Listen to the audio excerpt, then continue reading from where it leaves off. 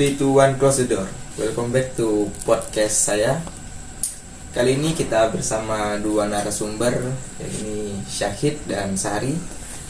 Pada kesempatan kali ini saya akan membahas mengenai sistem peradilan pidana. Langsung saja, menurut saya sendiri, apa sih sistem peradilan pidana itu? Sistem peradilan pidana adalah hakikat sistem, menunjukkan arti sebuah bangunan, susunan yang dimana terdapat di dalamnya terdapat unsur-unsur yang secara keseluruhan. Terus tujuan dari SPP itu sendiri adalah mencegah adanya kejahatan, menyelesaikan kasus kejahatan, dan juga untuk memberikan efek jerah bagi pelaku kejahatan sendiri. Terus pengertian SPP menurut para ahli itu ada 5, yang dimana SPP itu sebagai suatu sistem, sebagai suatu proses, sebagai suatu model, sebagai suatu subsistem, dan sebagai suatu sosial masyarakat. Oke.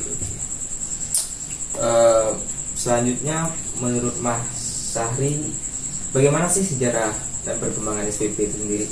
Baiklah, saya akan menjelaskan sedikit mungkin sejarah dan perkembangan dari SPP itu sendiri. Yang paling terkenal dari sejarah dan perkembangan SPP itu sendiri, yaitu ada 2 sistem yang paling terkenal, yaitu ada sistem inquisitoire dan accusatoire.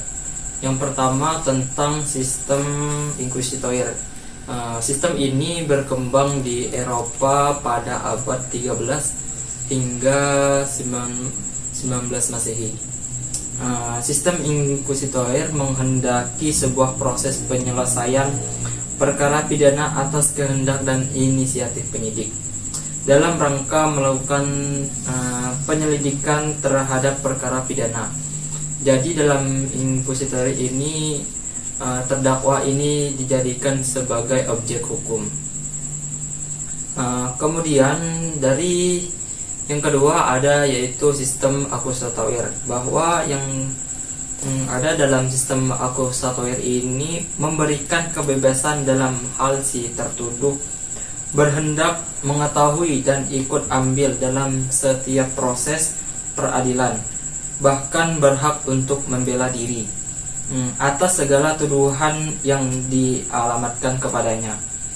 Sebaliknya, sistem inquisitoire cenderung dilakukan secara spesifik dan tidak memberikan kebebasan terhadap terdakwa dalam melakukan pembelaan.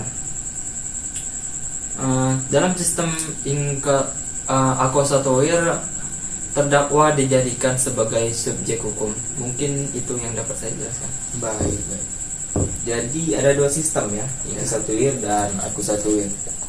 Bagaimana sih penerapannya di Indonesia? Apakah kedua sistem ini sudah sesuai? Dalam penerapannya di Indonesia, bahwa sistem yang digunakan adalah inquisitoire, tetapi faktanya dilakukan modifikasi atau dilakukan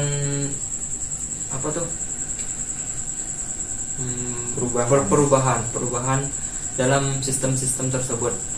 Jadi dalam penerapan di Indonesia dikenal dengan nama inquisitoire diperlunak.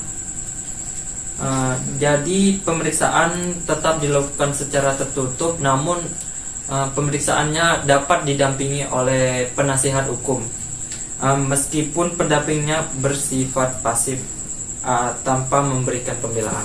Mungkin seperti itu. Baik, terima kasih Mas Syahid dan Mas Sari telah menjelaskan pengertian, tujuan, dan sejarah perkembangan SPP. Mungkin dari saya sedikit menambahkan mengenai model dan karakter SPP.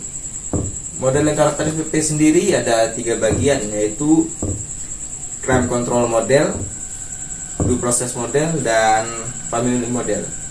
Baik, saya kira cukup untuk podcast hari ini. Terima kasih sudah menonton. Jangan lupa like, subscribe, dan komen. See you.